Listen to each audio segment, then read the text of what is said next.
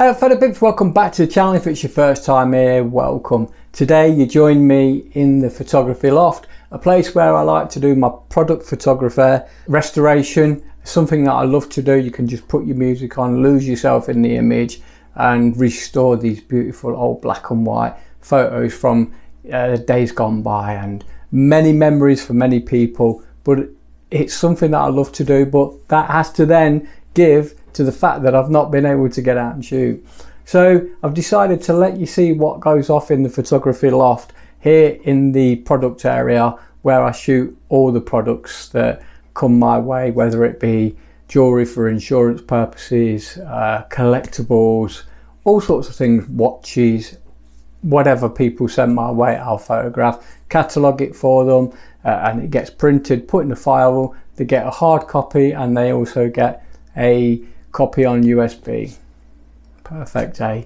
So what I want to do is want to look at this penny whistle figure, and I nearly called it a doll, and see if I can get some shots of it looking quite sinister, because it's a very, very strange figure, and these horror figures are so well loved and so well looked after that they become very rare, then they become very expensive, and in their society of collectors, they just want the certain items, and some of them, like I say, are getting rare because they tend to only make so many, and once they've finished the run, it's no more. So here you can see I've got some figures, Star Wars figures, but I've also got this It figure. It's the Pennywise figure, and believe me, it's pretty nasty. And what I need to do is get some images of this. I would like to try and make it as realistic. I'm just going to recenter the camera. I would like to make it as realistic as I can. And the way I'm going to do that is manipulate the light to make it look as if the Pennywise figure is real. And believe me, it is very, very scary looking figure. Looking forward to doing it. I've been cataloguing a lot of collectibles, toy photography, things like that. Absolutely brilliant. I absolutely love it. And categorizing these figures, the amount of money people do spend on them is astronomical. You sort of talk about how we spend money in photography, but these people are just as addicted to their collecting as we are to our photography. So for me, it's nice to be able to amalgamate the two genres together, photography and the collectibles. And the toy photography is absolutely brilliant. I've seen some amazing stuff on YouTube that's inspiring me to do a little bit of my own. So I'm going to have a go. I'm going to see what this is all about. Again, what we're going to do is manipulate the light. I mean, I'm a photographer. I've got lights everywhere. So if I can't do this, then something's desperately wrong. So I just want to give you a little bit of the atmosphere of what I'm actually photographing in light wise. And I'm just going to switch over now to the iPhone, record on that, just to give you an idea of how things look with the light. But yeah, look at this. It's pretty amazing, really. And these figures are fantastic. You get the light right as well, and you're laughing. So I just hope it's going to look really, really interesting. Took one or two shots. There's one I really like.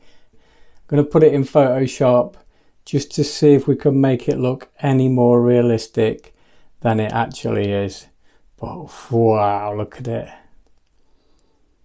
It is so cool. So the photography's done. I'm just going to go back down into the office, fire up the Mac, and see if I can bring this image to life.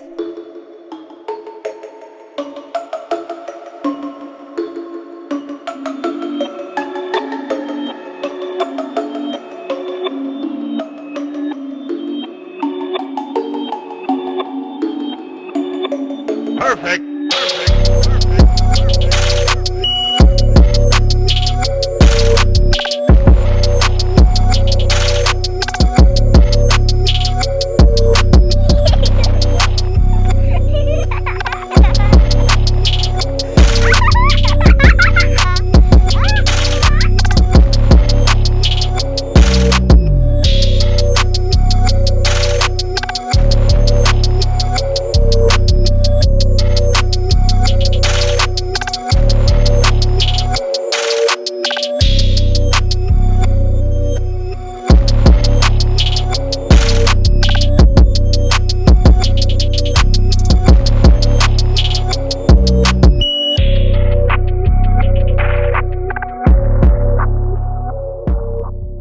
So I just want to leave a thought with you, and the thought is that how excited I am about the launch of the XT4. The announcement is on its way. When's it coming? At this very moment, I do not know. So many people are putting it out there that this thing is amazing and it looks amazing. There's so much I like about it. Will I be getting one? Definitely. I've made my mind up. I will get one.